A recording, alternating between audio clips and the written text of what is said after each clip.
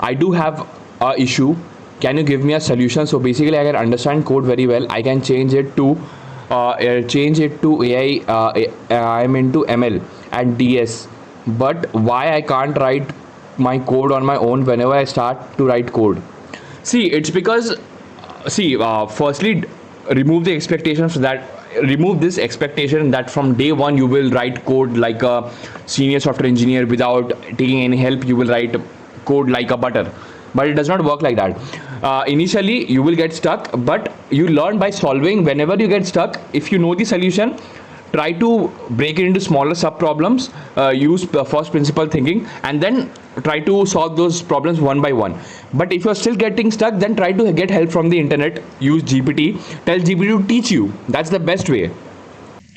Basically, I can't write on own. That's the issue. Yeah, man, like I can understand. It's about practice. The more you practice, the better you get. So you have to first, maybe don't get into complex problem really soon. Just start with smaller prototypes, like try to build a to do application at first.